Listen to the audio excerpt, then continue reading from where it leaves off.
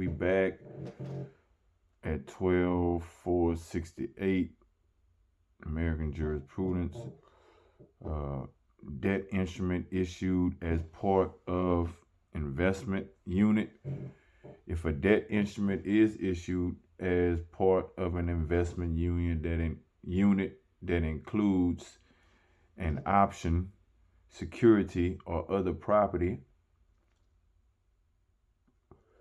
the issue price of that investment unit must be determined by treating the entire unit as a debt instrument.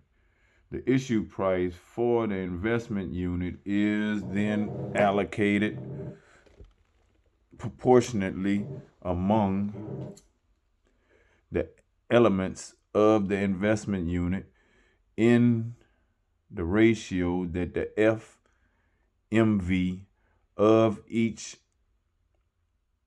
element bears to the total FMV of all elements. The issue price of the debt instrument included in the investment unit is the part of the total issue price allocated to it. However, if the FMV of the other elements of an investment unit is not readily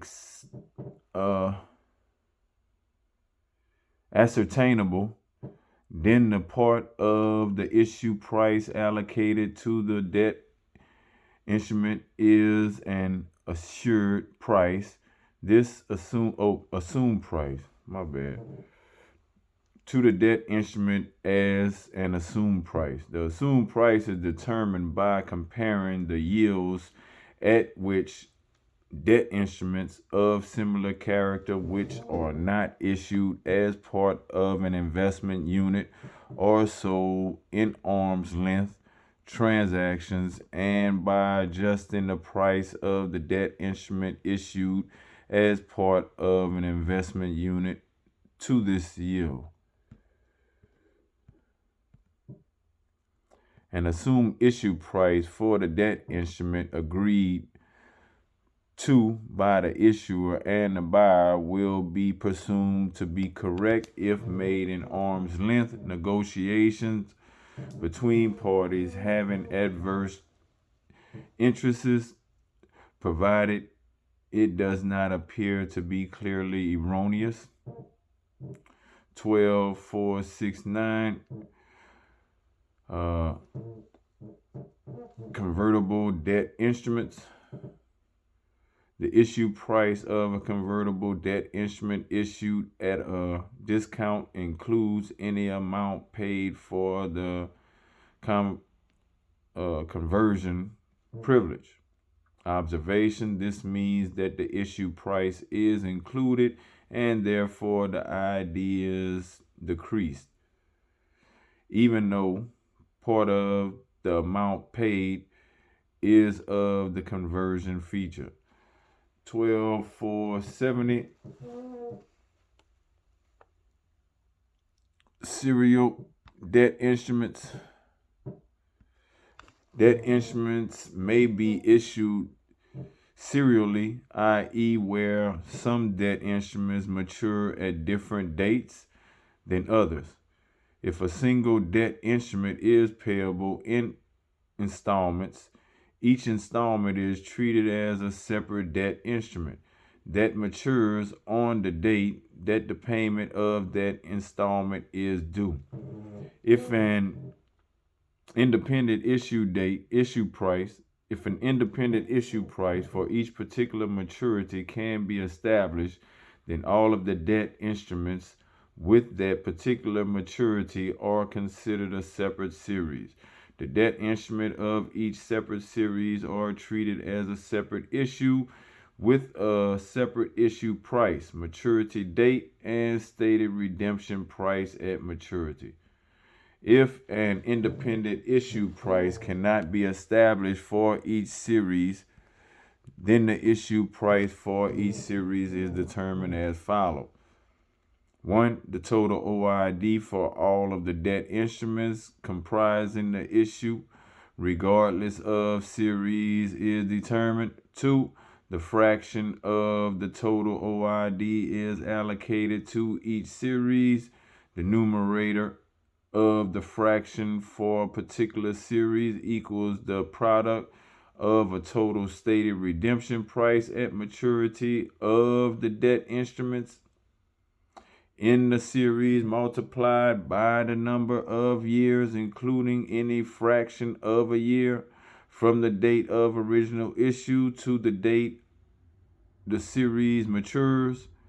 The denominator is the sum of the numerators for each series in the issue. 3.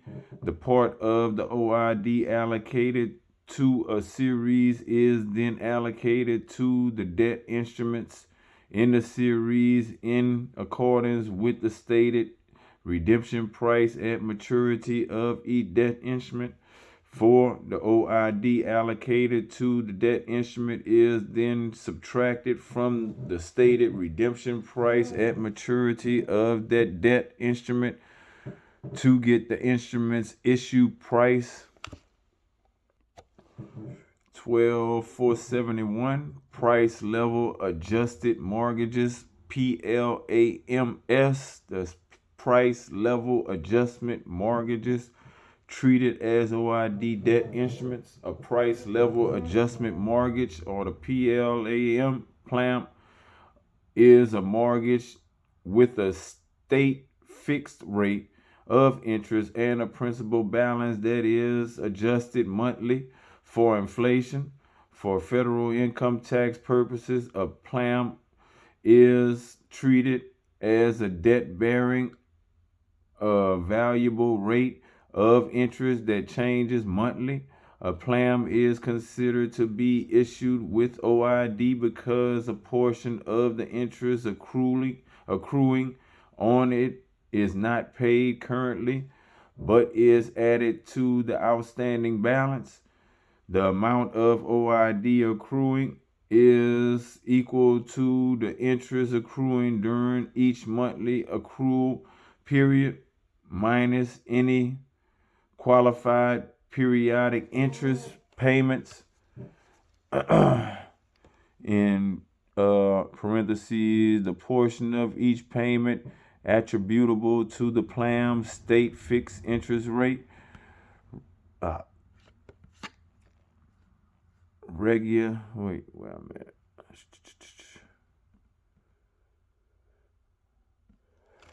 Regulations prescribe how to determine the amount of interest accruing during the accrual period. OID on the PLAM is taken into account currently under the regular code section 1272 OID rules, in parentheses 12472, close parentheses. For this purpose, the daily portion of OID on a PLAM is the total OID for a monthly accrual period divided by the days in the accrual period. Debt instruments similar to PLAMs will be treated as PLAMs to the extent provided by IRS in revenue rulings or other guidance. For PLAMs issued before January 10, 90, the rules above were not in effect. The amount of currently includable OID.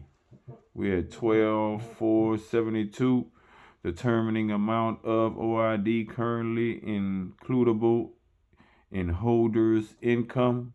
If a holder of a debt instrument issued with OID after December 31st, 1884 is required to include part of the OID in gross income currently, in parentheses 12450, close parentheses, the amount includable for the holder's tax year equals the sum of the daily portions of the OID for each day during the tax year that the holder held the debt instrument.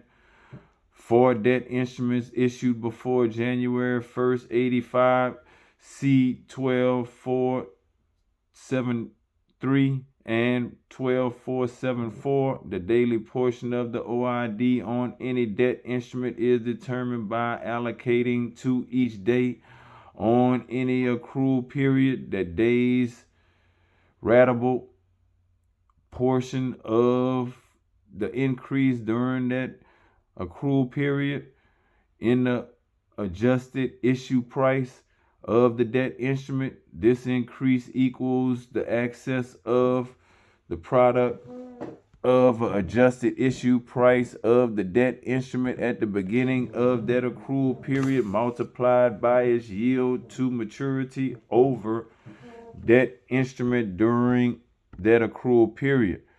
The yield to maturity is determined on the basis of compounding at the close of each accrual period. It is properly adjusted for the length of the accrual period. Accrual period means except as otherwise provided in regulations, 6-month period or shorter period from the date of original issue of the debt instrument, which ends on a day in the calendar year corresponding to the maturity date of the debt instrument or the date 6 months before that maturity date. The adjusted issue price of a debt instrument at the beginning of any accrual period equals the sum of the issue price of the debt instrument plus all adjustment, in parentheses, i.e. OID inclusions,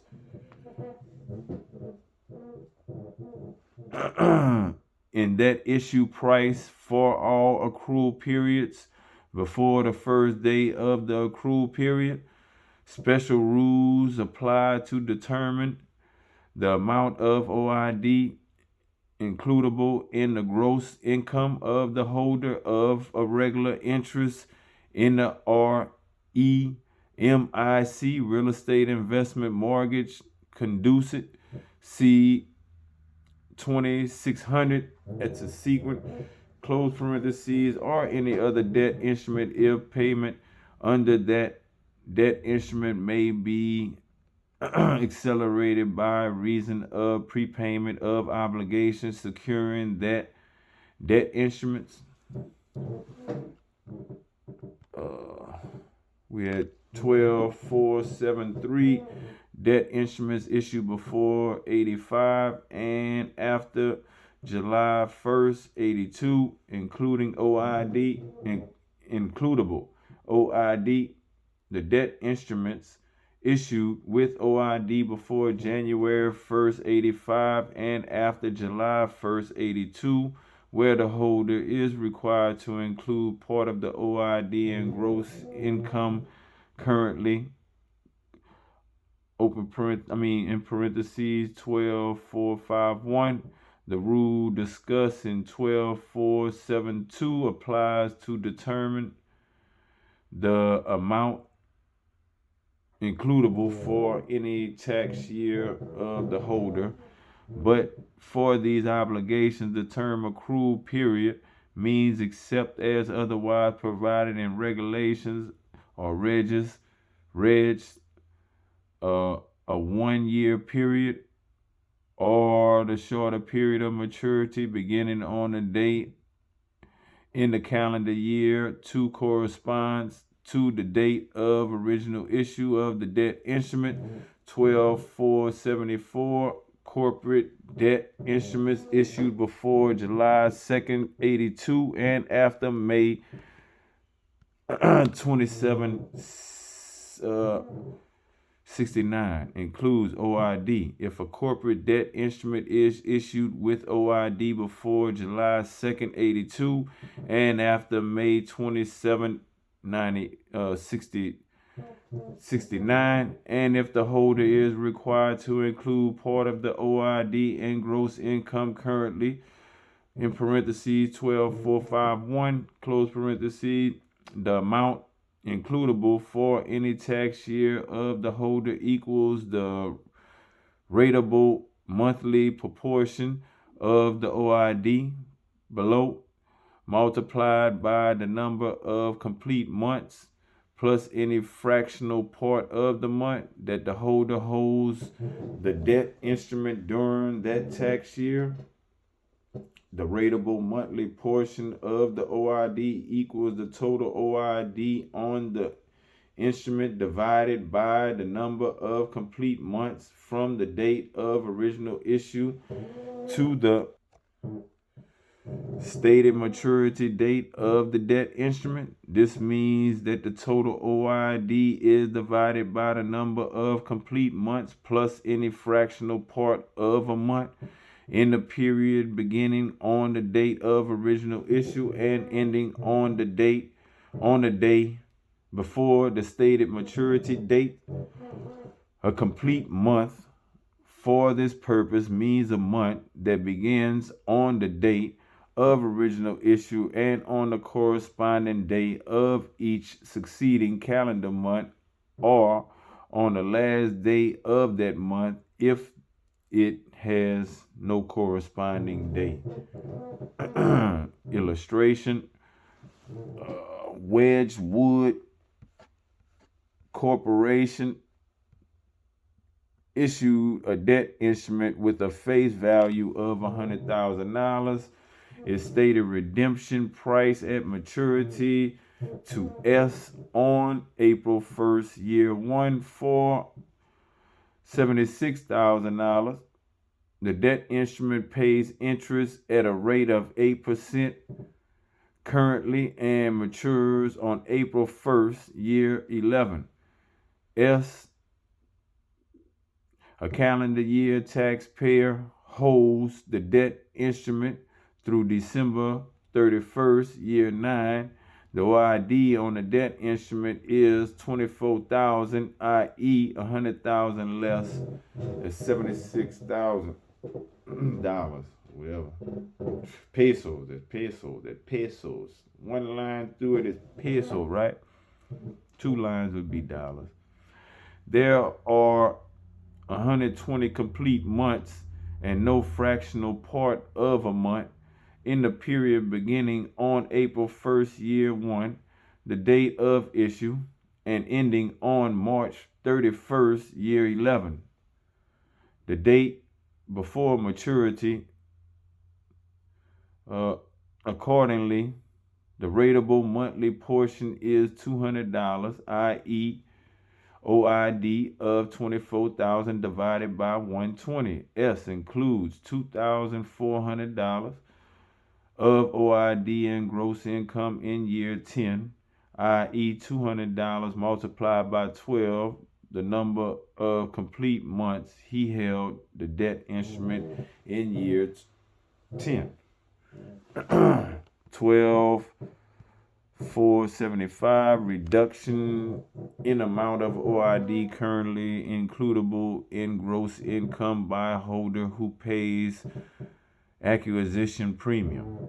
A holder of a debt instrument issued with OID who pays acquisition premium on the purchase of that debt instrument is allowed to reduce the amount of OID includable in gross income. The amount of this reduction depends on whether the debt instrument was issued after July 1st, 82, and if so, whether it was purchased after July 18th, 84. The holder's acquisition premium equal the excess of A, the amount paid for the debt instrument, over B, the sum of the issue price and the part of the OID includable in the gross income of prior holders, without any reduction for any acquisition premium paid by any prior holder. A holder of a debt instrument issued after July 1st, 80, who after July 18th, 84, pays an acquisition premium on buying it, reduces each includable daily proportion of OID as follows. The amount of the reduction for any daily portion equals the amount of that daily portion before reduction multiplied by the fraction. The numerator is the excess of A, the cost of the debt instrument to the buyer over B, the sum of the issue price plus the part of the OID previously includable in the gross income of any holder without any reduction. Under the rule in this paragraph, the denominator is the sum of the daily OID portions computed without any reduction under this rule for the debt instrument for all days after the date of purchase and ending on the stated maturity date. Observation: under the rule in Code Section 1272A7 footnote 36, the reduction includes as the amount of the daily portion before reduction increases. A holder of a debt instrument issued after July 1st, 82, who before July 1984 paid an acquisition premium on buying it, reduces its includable daily portion of OID by the excess of A, his cost for the debt instrument over B, the issue price of the debt instrument plus the sum of the daily portions for the debt instrument for all days before the date of purchase, computed without reduction to any prior holder under the rule discussed in this paragraph, divided by the number of days beginning on the date of purchase and ending on the day before the stated maturity date. This means that each daily portion is reduced by an equal amount. A buyer who pays an acquisition premium for a corporate debt instrument issued before July 2nd, 82 and after May 27, 69 reduces his ratable monthly portion of the includable OID for each month he holds the debt instrument by that month's share of the acquisition premium. This monthly share is the excess of A, the cost of the debt instrument to the holder over B, the sum of the issue price plus the portion of OID includable in the gross income of any holder before reduction under the rule of this paragraph, divided by the number of complete months plus any fraction part of this month of a month from the date of purchase to the date of maturity. For acquisition premium on indebtedness acquired by a person related to the debtor, see 12966. Strip bonds, strip coupons, and stripped preferred stock, 12476. Applicability of OID current inclusion rules to strip bonds and strip coupons. If after July 1st, 82, a person buys a bond including a tax-exempt bond, see 12478, with one or more coupon strip, then that bond or coupon is treated as a bond originally issued with OID on that purchase date. This treatment applies to the bond or coupon during the period it is held by the buyer or by any person who basis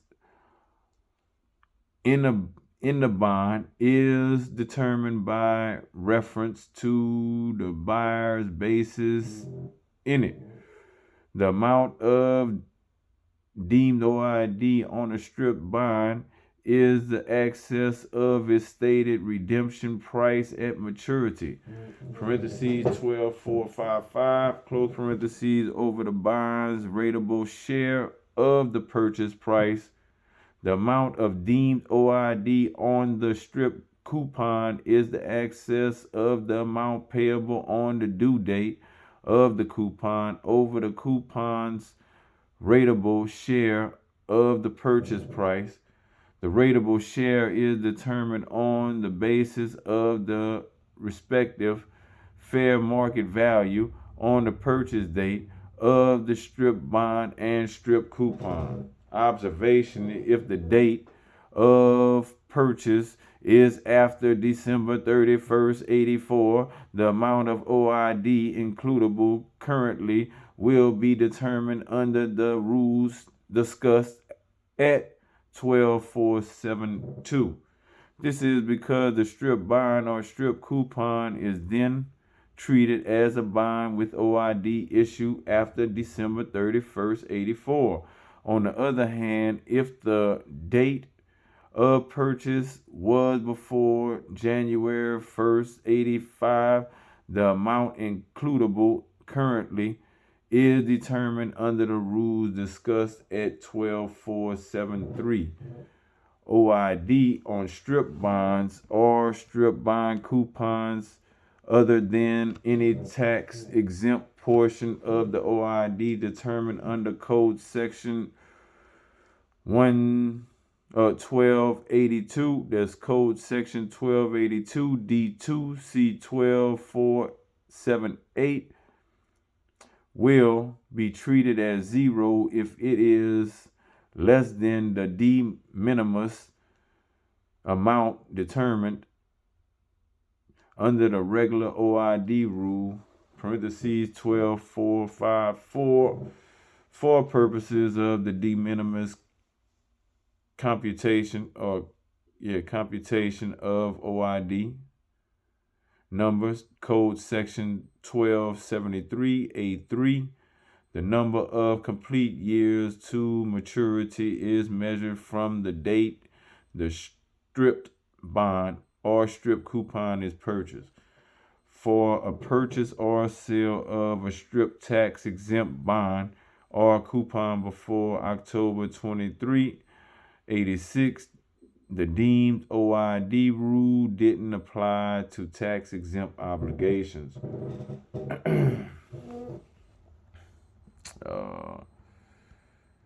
We're at 12477, treatment of transfer of strip bond or stripped coupon.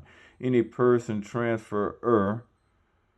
in parentheses transferor who strips one or more coupons from a bond and then after July 1st, 82 disposes of either the bond or the coupons is treated as having purchased the retained item or items, i.e. strip bonds or strip coupon or coupons.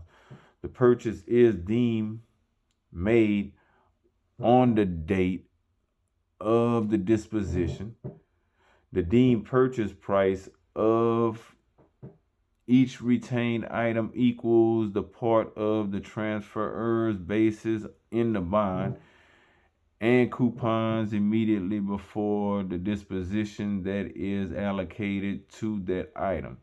This basis allocation is done according to the respective fair market value of the items retained by the transferor and the items disposed of by him. The transferor must include in his gross income an amount equal to the interest accrued on the bond while he held it and before the bond or the coupon was disposed of, plus the accrued market discount on the bond determined as of the time the coupon or bond was disposed of, but only to the extent that he hasn't already included that accrued interest or discount.